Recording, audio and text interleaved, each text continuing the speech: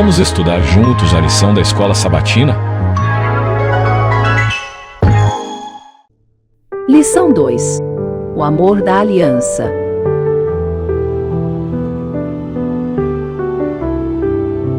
Verso para memorizar.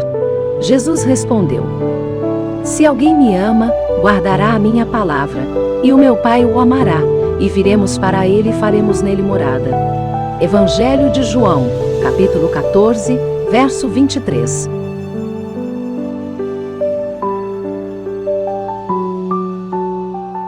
Quarta-feira, 8 de janeiro de 2025. Misericórdia perdida.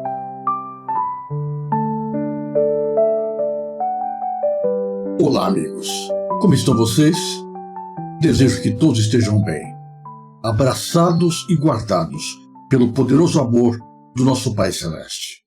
Que nesse dia as bênçãos dos céus estejam sendo derramadas sem medida sobre cada aspecto da sua vida.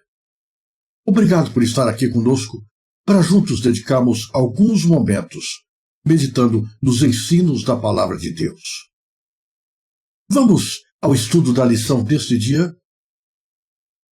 O amor de Deus é eterno e sempre é imerecido. No entanto, Deus nos dá a liberdade de aceitá-lo ou rejeitá-lo. Isso ocorre apenas porque Deus nos ama voluntariamente, com seu amor perfeito e eterno, antes mesmo de fazermos qualquer coisa.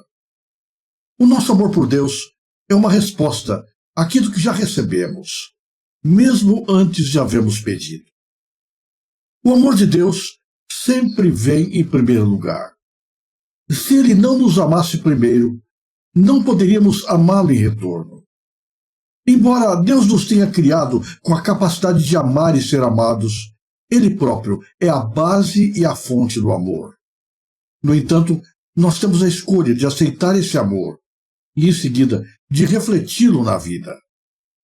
Essa verdade é exemplificada na parábola do servo que não queria perdoar. Jesus contou essa parábola antes de deixar a Galileia e partir para a Pérea, um território da Judéia que ficava a leste do Rio Jordão. A parábola do credor incompassivo serviu de resposta a um questionamento de Pedro acerca do perdão. Essa parábola aparece num contexto em que Jesus trata da disciplina eclesiástica, especialmente com relação ao tratamento que deve ser dispensado a um irmão culpado. Diante disso, Pedro perguntou a Jesus sobre quantas vezes se deve perdoar a um irmão culpado. O apóstolo perguntou se ele deveria perdoar até 7 vezes aquele que lhe ofendesse. Mas Jesus indicou que o compromisso com o perdão deveria ser muito maior, a saber, 70 vezes 7. Foi nesse ponto que Jesus introduziu a parábola do credor incompassivo. Jesus formulou uma narrativa com elementos bastante familiares aos seus ouvintes.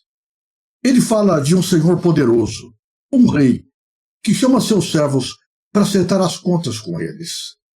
Esses servos, logicamente, parecem ser oficiais de grande importância em seu reino.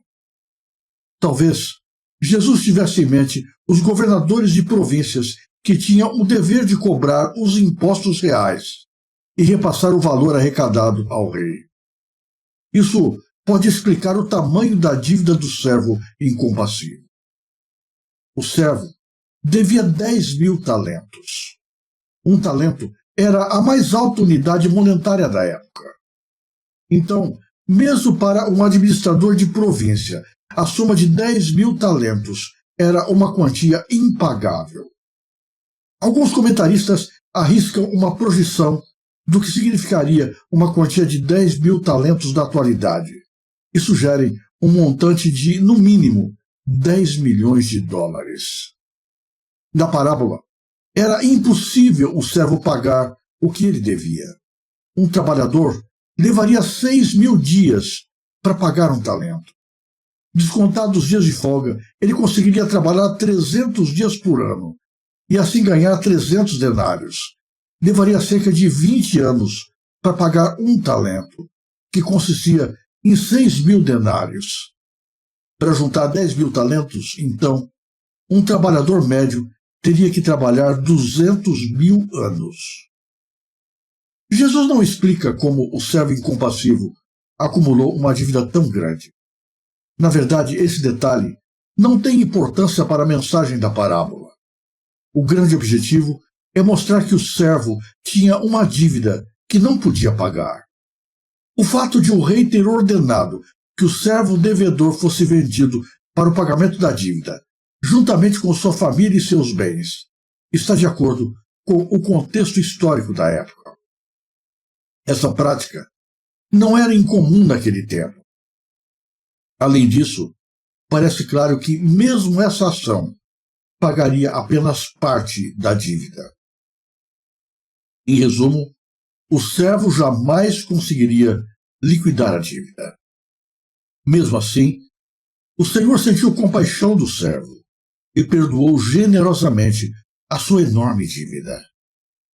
Após ter tido sua dívida perdoada, Jesus diz que o servo incompassivo também tinha um devedor, mas seu devedor lhe devia apenas 100 denários.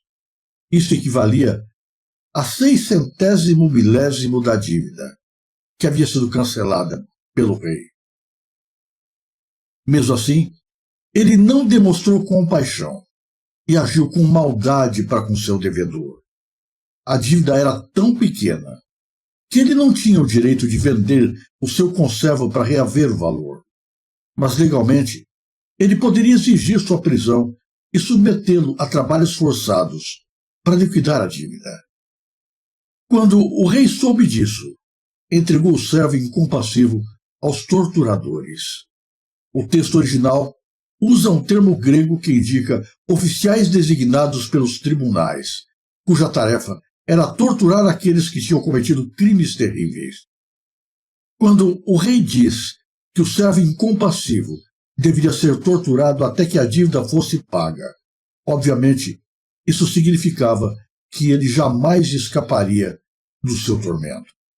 Isso porque sua dívida era simplesmente impagável. Quando o servo perdoado se recusou a perdoar a dívida muito menor, de 100 denários, e lançou o devedor na prisão por causa da dívida, ele perdeu o acesso ao amor e ao perdão do seu Senhor. Embora a compaixão e a misericórdia de Deus jamais se esgotem, nós podemos rejeitar e até mesmo perder o acesso aos benefícios dessas dádivas que tão graciosamente Deus nos concede. Você já parou para pensar em tudo aquilo que Deus já lhe perdoou e no custo do perdão divino? O que isto lhe ensina sobre a sua relação com os outros e sobre o seu dever de perdoar aqueles que lhe devem? A aplicação desse ensino à nossa vida é simples e profundo. Devemos perdoar sem limites, mesmo que pareça difícil, ou que a dívida ou ofensa cometidas contra nós tenha sido horrível. Devemos sempre nos lembrar: nós também somos pecadores perdoados. Jesus Cristo não mediu esforços para pagar o preço pelos nossos pecados.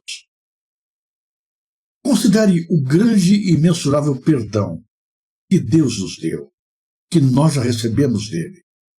Pelos méritos de Jesus Cristo, nós também podemos perdoar sinceramente as falhas dos outros.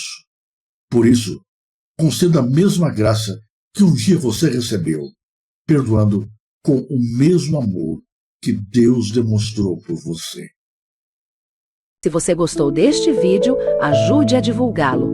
Inscreva-se no canal, deixe o seu gostei, clique no sininho das notificações e compartilhe o link com as pessoas que você conhece. Fale mais de Deus no mundo que quer esquecê-lo. Que Deus abençoe você em cada momento e em todos os lugares.